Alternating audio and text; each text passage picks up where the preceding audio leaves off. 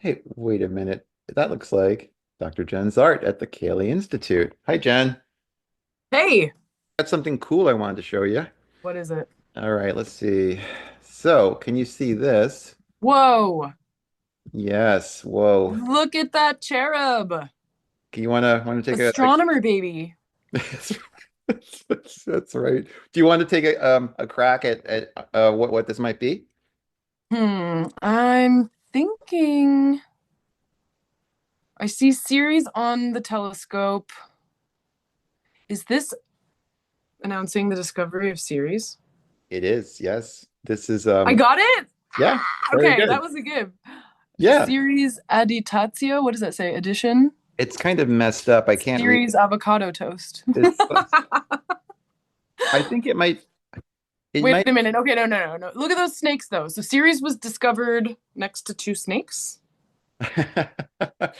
Well, I think Ceres is a really important body that you don't hear that much about, but this is a real turning point in world history when these major asteroids or planetoids were first discovered around 1801 Okay. by an Italian. And the first one, which is actually, I believe it's bigger than Pluto, was named Ceres after the Roman goddess of the harvest. It's also Hmm. Demeter, Demeter George, what's up? And so what he's doing here is that cherub is kind of heralding the arrival of Ceres onto the celestial scene. Um, with I don't know what this. There's a bunch of depictions of Saturn riding Mhm. a chariot with snakes. I don't know what that's about, but Oh, maybe node stuff. oh, that's a good point. Could be nodes, yeah. And then there's a depiction in Mm. the middle there. I don't know if you can see that Yeah, circle with it looks like moons around it. I don't know what that's apropos.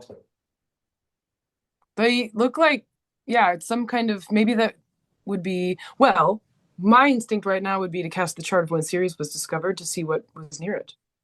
You As know, in, like, perhaps Jupiter, perhaps Venus, perhaps Mars.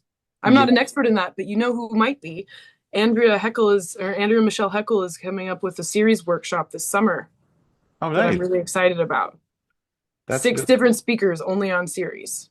and is that virtual or Yeah, and how would you sign up for something like that? she has it available online. We can put the link in our vibes. Put it in the show notes. Yeah. It's really, I mean, it's only series too, because I guess like you were saying that it is it's a minor planet now. You know, we gotta pay more attention. We gotta include these things. Hmm. I also just to be open, I have Ceres on my moon or my moon on Ceres, however you want to do it, and I love cereal, so it Oh, kind of kind of fits in. I have series near my Mars. I hate cereal. Right. I'd rather starve than eat cereal. You took after the dragon part or the Right? snake Oh cherry. my God, this series. Awesome. Seriously, yeah. Well, that's what I've got. What's going on, Kaylee? What treasures have you unearthed? So it's funny that I had nodes on the brain because I have nodes on the brain. Check this Ooh, out. no, what's that? Notebook. Ooh, it's the coolest foil cover you'll ever see. However, this notebook, is by the mother of the astrological alphabet, Zip Dobbins. Yes. Which And is in fact, the astrological alphabet features in the back. But what you won't know, and what I think is super, super cool, is it has an ephemeris for the geocentric planetary nodes, no. like all of them. Wow. All typewritten up. Uh-huh, typewriter style. And what's cute about this version of the book, this very, very version, is that on page 48, it's missing because it's upside down. It got bound wrong. So you'll Oh, notice, okay, I'm opening the book. Ta-da-da. Here's this page. What's that doing there? There's an upside down page number. It's actually flipped. So when they bound this copy, there was a mistake, and you go from page 46 to page upside down 54. And you're thinking, but it's an ephemeris. And it's like, yeah, but if you're supposed to be reading it, from top to bottom, it suddenly gets upside down. So I'm finding this with Mercury conjunct Neptune into 0 degrees Aries. Anyway, um, that's funny. Actually, I've got Mars and Pluto on my nodes right now as well, so it's perfect that you brought up the nodes. Yeah, well, these are the outer planetary nodes. And the cool thing here is like, this is the 20th century, right? And we're thinking, like, oh, yeah, modern astrology, psychological astrology. But Truth in Action Publications, it says this series will offer new or little known factors which may prove of value in astrological interpretation. Since little scientifically acceptable research is yet available, all statements on astrological principles in this series are to be considered hypotheses to be tested. Mm. Examples given should be considered suggestive only since it's not possible to give full chart interpretations in the available space.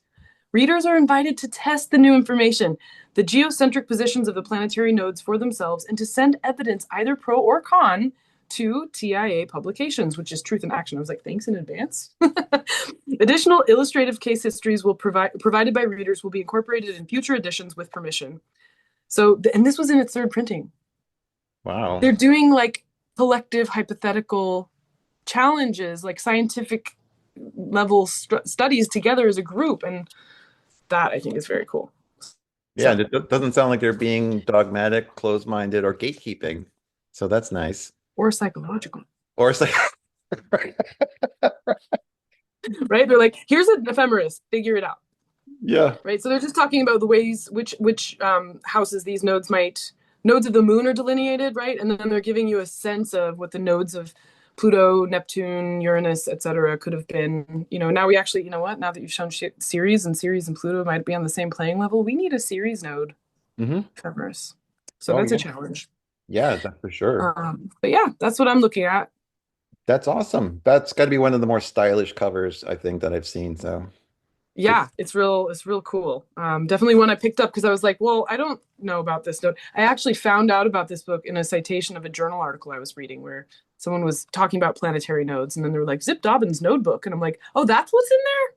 Let me go get that, and then it was really cute. So And what is the year we're talking? This is probably early 19, in the days of computing, right? This isn't like, nah, it was way before that. It was 1973.